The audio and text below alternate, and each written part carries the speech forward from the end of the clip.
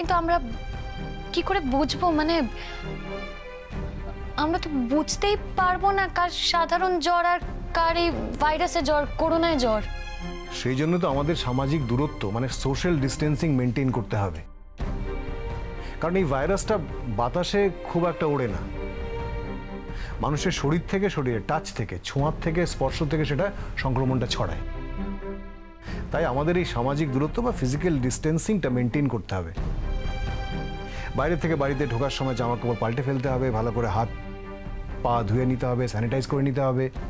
হ্যাঁ, এইভাবে সংক্রমণটা যাতে না ছড়ায় আমাদের সেটা মানতে হবে, এগুলো করতে হবে। দীপ, তোমার কিন্তু ওদের কাছে যাওয়া উচিত। না অপরাজিতা, দেখো বিদেশের স্বাস্থ্য পরিষেবা আমাদের এখান থেকে অনেক বেশি উন্নত, তাই আমাকে এই দেশের মানুষের পাশে থাকতে হবে, এই দেশের মানুষকে সেই স্বাস্থ্য পরিষেবা দিতে হবে, ট্রিটমেন্ট দিতে হবে, তাদের পাশে দাঁড়াতে হবে। কিন্তু এই দেশে তো এখনো রোগটা আসেনি, আর আদৌ হবে কিনা তার তো কোনো ঠিক নেই। দেখো ঠিক আছে, এই দেশে আসেনি, কিন্তু ও দেশেও তো আসেনি। মানে এটা কোথায় কোথায় ছড়িয়েছে আমরা এখনো কেউ বলতে পারছি না, কেউ জানি না। দেখো চীন থেকে এই ভাইরাসটা নিয়ে বা এই সংক্রমণটা নিয়ে কেউ এখানে এলো, ঠিক আছে, আমরা কেউ কিন্তু বুঝতে পারবো না এই ভাইরাসটা তার মধ্যে আছে, কারণ প্রথম 14 দিন তার কোনো সিমটম, তার কোনো উপসর্গ দেখাই যায় না। 14 দিন পর প্রথম উপসর্গ বা তার সিমটমস ভাইরাসের সেটা আস্তে আস্তে সামনে আসতে থাকে, ফলে আমরা তো বুঝতেই পারবো না কে সংক্রমিত কে সংক্রমিত নয়। আমার কিন্তু এটা শুনে খুব ভয় করছে দেবদীপ। আমাদের দেশে এত ঘন জনবসতি, এই দেশে যদি এই ভাইরাসটা ঢোকে তাহলে তো মহামারীর আকার নেবে। আজ না হয় কাল ডেফিনেটলি এটা একটা মহামারীর আকার নিতে চলেছে। কি বলছো কি তুমি দেবদীপ? ঠিকই বলছি অপরাজিতা। দেখো এখন থেকে যদি আমরা সচেতন না হই তাহলে কিন্তু এই মহামারী আটকানো যাবে না। It's gonna be a huge pandemic. আর এতে সব থেকে বেশি মারা যাচ্ছে যারা বয়স্ক মানুষ, মানে 60+ যারা আছে, এবং শিশুরা যাদের নর্মালি ইমিউনিটি সিস্টেম, বডির ইমিউন সিস্টেমটা একটু কম থাকে, উইক থাকে, বা ধরো যাদের শারীরিক কোনো প্রবলেম আছে, কিডনি প্রবলেম আছে, ডায়াবেটিস আছে, যারা শারীরিকভাবে ইমিউনিটিতে উইক, তাদের এই ভাইরাসটা বেশি অ্যাটাক করছে। তারা দে আর ফলিং ভিকটিম টু ইট। দেবদীপ আমার কিন্তু খুব টেনশন হচ্ছে। মানে এরকম রোগীর যদি আমরা কোনো ট্রিটমেন্ট করি আমাদের মাধ্যমেও তো রোগটা ছড়াবে। অল পসিবিলিটি, ছড়াতেই পারে। কি করে ট্রিটমেন্ট করব তাহলে আমরা? মানে আমাদের পিপিই কিট লাগবে, আর WHO মানে বিশ্ব স্বাস্থ্য সংস্থা থেকে যে যে গাইডলাইনগুলো দেওয়া হবে সেগুলো আমাদের মেনে চলতে হবে। আমাদের কোনো গুজবে কান না দিয়ে এক্স্যাক্টলি যে গাইডলাইনগুলো দেওয়া হচ্ছে সেইগুলো সুন্দরভাবে প্রপারলি মেনে যেতে হবে সবাইকে। কিন্তু এই ভাইরাসটির ফলে অনেক মানুষ কিন্তু মানুষকে ভয় পাবে, সবাইকে সন্দেহের চোখে দেখবে। হ্যাঁ, মানুষের মধ্যে একটা একটা একটা ভীতি তৈরি তো হবেই। দেখো চীন কিন্তু সম্পূর্ণ লকডাউন করে দিয়েছে, কেউ বাড়ির বাইরে বেরোতে পারছে না। দেখো এই ভাইরাসের আয়ু 14 দিন। একবার যদি এই লকডাউনের মাধ্যমে এই ভাইরাসের চেইনটাকে ভেঙে দেওয়া যায় তাহলে কিন্তু এটা স্প্রেড করবে না, এটাকে আটকানো যাবে। কিন্তু একটাই চিন্তা, যেহেতু দেখো কোনো ইন্টারন্যাশনাল ফ্লাইট এখনো বন্ধ হয়নি, ফলে চীন থেকে যে ভাইরাসটা নিয়ে কে কোন দেশে যাচ্ছে সেটা বলা খুব difficult, and it's worrying also, চিন্তার ব্যাপার।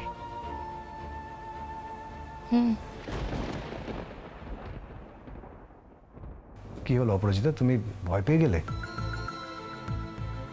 তা তো পাওয়ারই কথা। দেখো আমরাই যদি ভয় পেয়ে যাই তাহলে মানুষকে সাহস যোগাবে কারা? বাকিরা তো ভয় পেয়ে যাবে তাহলে। দেখো আমরা প্রত্যেকেই জীবনে প্রচুর লড়াইয়ের সম্মুখীন হয়েছি তো, আর সেগুলো জয়ও করেছি, এটাও করব। তাই যেন হয় দেবদেব। তাই হবে। আচ্ছা, এতক্ষণ হয়ে গেল, যশ তো এখনো এলো না। হ্যাঁ তাই তো, কথায় কথায় আমিও খেয়াল করিনি। 1 ঘন্টা হয়ে গেল প্রায়, আমাকে যে বললো 10 মিনিটে চলে আসবে। বাড়ি থেকে তো অনেকক্ষণ আগে বেরিয়েছে। দাঁড়াও তো, আমি একবার ফোনে ট্রাই করে দেখি।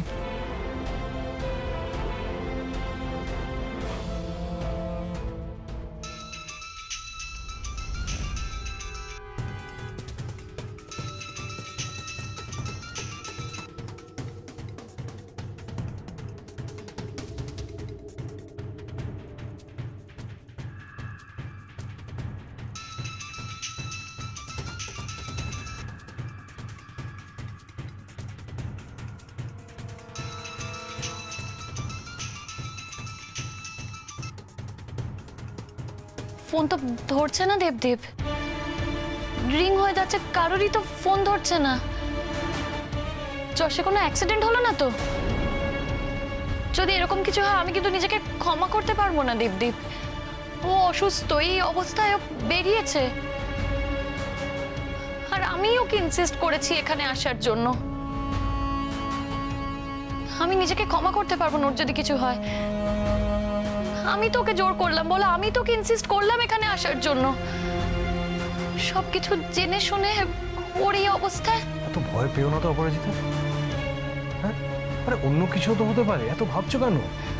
আর কি হতে পারে বলো তো? আচ্ছা, তুমি ফোনে ট্রাই করতে থাকো, 1/2 ঘন্টা অবধি চেষ্টা করো। যদি ফোনটা না ধরে তাহলে আমরা বেরোবো। এত চিন্তা করো না তুমি অপরাজিতা, কিচ্ছু হবে না যশের।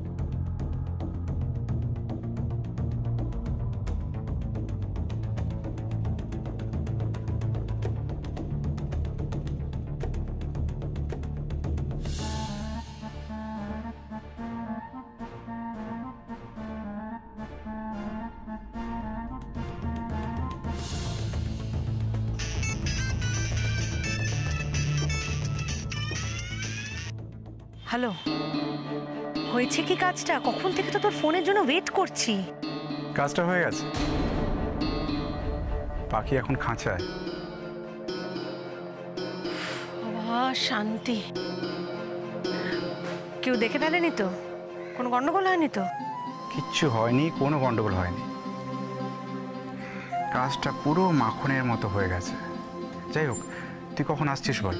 আমি আজকে কোনোভাবেই যেতে পারবো না স্বপ্নদীপ।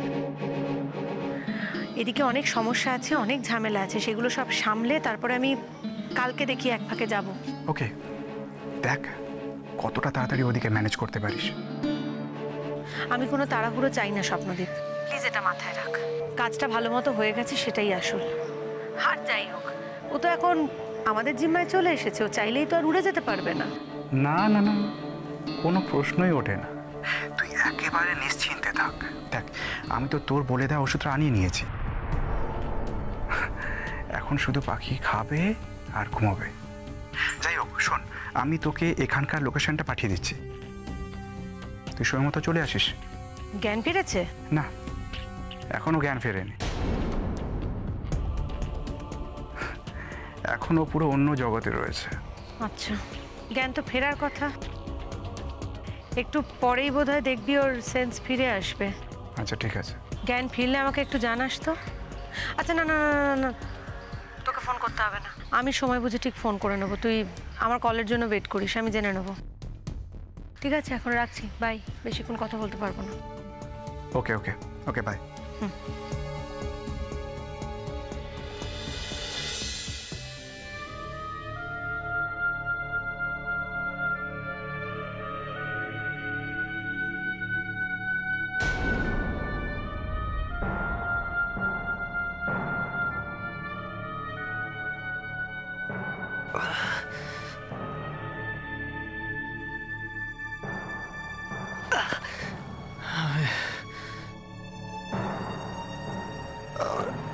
আমি আমি কোথায় আছি?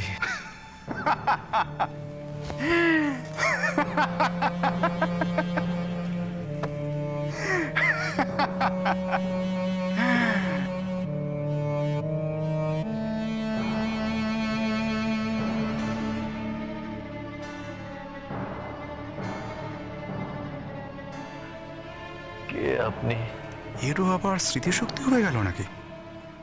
ভালো নাটক তো। একবার শাবনম সব ভুলে যাচ্ছে, একবার যশ সব ভুলে যাচ্ছে। অবশ্য ভুলে গেলেই ভালো হয়, কোনো টেনশন থাকবে না। ফাঁকা খাতায় যা লিখবো তাই থেকে যাবে। দেখি আর একটু বাজিয়ে দেখি। কেন চিনতে পারছিস না যশ? দেখ, বন্ধুদের এভাবে ভুলে গেলে চলে বল? তাহলে তো বন্ধুদেরও কষ্ট হয় না ভাই।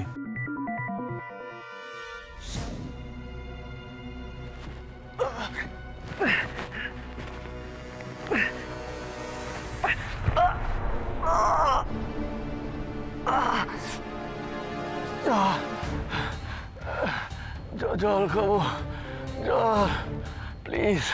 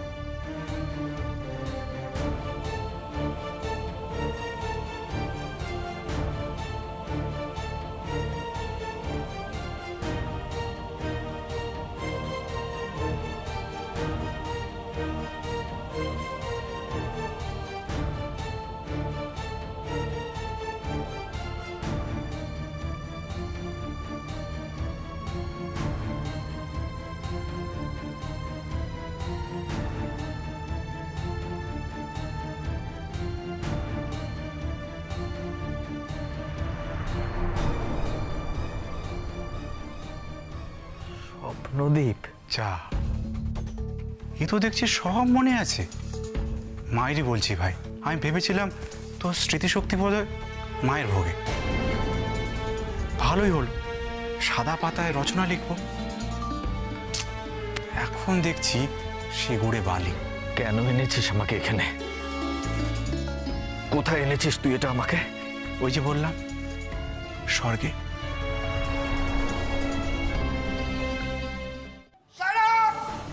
হে বাবা, গলা নিচে।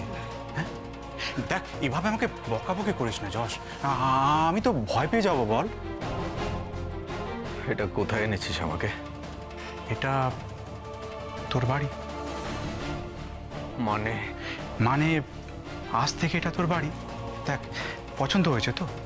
না মানে যদি তুই বলিস পছন্দ হয়নি, তাহলে একটু সুন্দর করে রং করিয়ে দেবো। দেখ, আফটার অল আমার বেস্ট ফ্রেন্ড রোহিণীর বর তুই, এতদিনে পরিচিত আমরা। সবে মাত্র জেল থেকে জামিনে ছাড়া পেয়ে এসছিস, তারপর তোর লজ্জা নেই?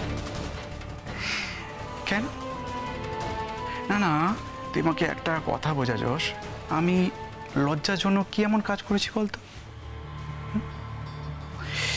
একটা বন্ধু হয়ে তুই বন্ধুর সঙ্গে দেখা করছিস না, কথা বলছিস না, তাই বাধ্য হয়ে না তোকে জোর করে আমার বাড়িতে ধরে আনলাম। দেখ, এটুকু অধিকার তো তোর উপর আমার আছে, বল, তাই না? শান্ত যশ, শান্ত হো। উত্তেজনা তোর শরীরের জন্য একদম ভালো না যশ, একদম মাথা গরম করিস না। কুল ব্রাদার, কুল। তুই একদম কারোর কোনো কথা শুনছিস না যশ। বাড়ির লোকেদের এরকম অবস্থায় তুই যাত্রার সঙ্গে মিশছিস, বাড়ির লোকেদের সঙ্গে অশান্তি করছিস, দুমদাম করে বাড়ি থেকে বেরিয়ে যাচ্ছিস। এটা কি ঠিক করছিস যশ? একদম ঠিক করছিস না। তাই আজ থেকে তুই এখানে থাকবি, রিল্যাক্স কর, ভালো খাওয়া দাওয়া কর, ঘুমো, রেস্ট নে, বুঝলি? আমি তোকে ছাড়বো না, তোকে ছাড়বো না স্বপ্নদীপ, বলে রাখছি। কিন্তু এর ফল তোকে ভুগতে হবে। যশ, আমিও কি তোকে ছেড়ে দেব? ছাড়বো না তো। তাছাড়া তোকে ছেড়ে দেওয়ার জন্য তো আমি তোকে ধরে আনিনি না। আমাকে যেতে দে। আমি তো তোকে বেঁধে রাখিনি যশ, তুই দেখ দেখ, হাত পা খোলা। যেতে পারলে যা।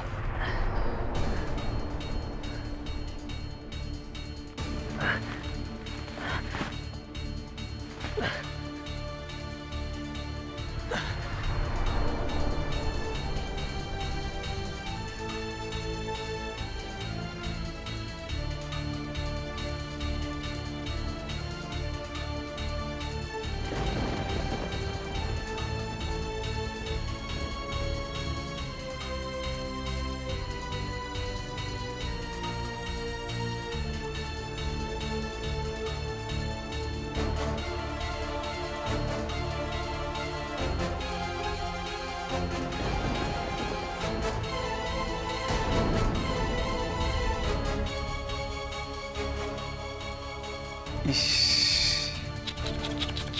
কোথাও লাগলো?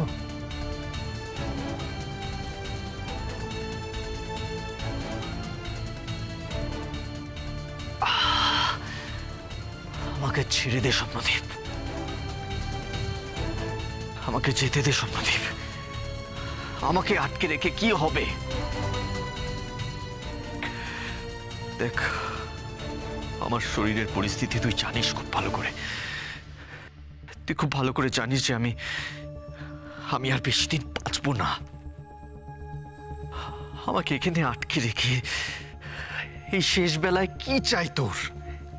হে বাবা, না না না না না, একদম মরার কথা বলতে নেই যশ। আরে यार, तू जियो हजारों साल।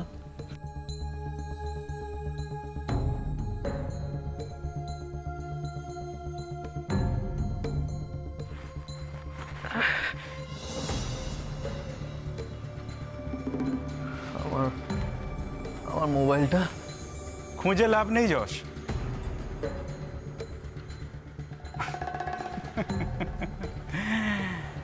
খুঁজে লাভ নেই, মোবাইলটা তুই পাবি না।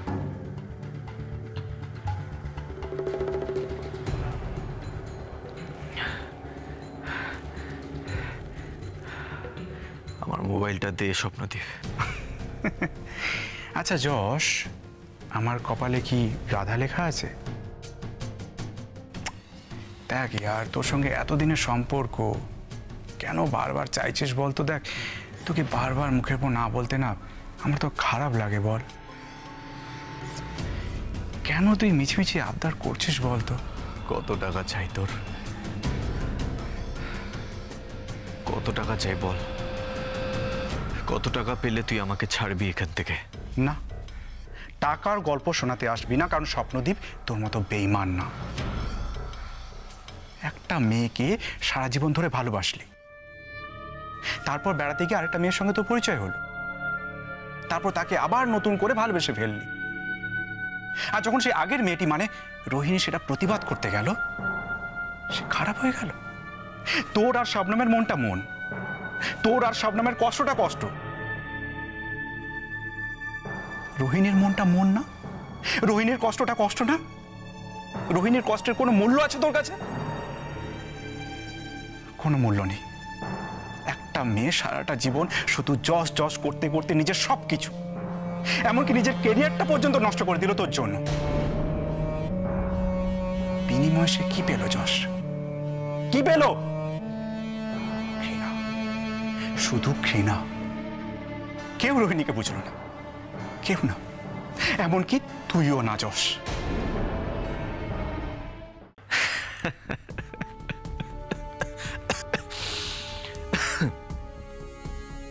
তোর এই কথাগুলো শুনে না স্বপ্নদীপ, আমার এই অবস্থাতেও হাসি পাচ্ছে। ভালো, হাসি ভালো, কারণ হাসিটা হচ্ছে স্ট্রেস বাস্টার। খুব ভালো। দেখ, আমি তো চাই, আমি এটাই চাই যে তুই অল টাইম হাসি খুশি থাক, ভালো থাক। ঠিক আছে, আমি তাহলে আসলাম। নিচে গোবিন্দ আছে, ঠিক আছে? যদি কোনো প্রয়োজন হয় গোবিন্দকে ডেকে নিস।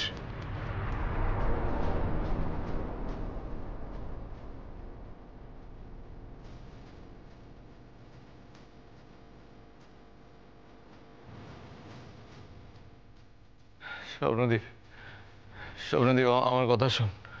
স্বপ্নদীপ, আমার আমার কথাটা শোন। স্বপ্নদীপ, স্বপ্নদীপ, স্বপ্নদীপ।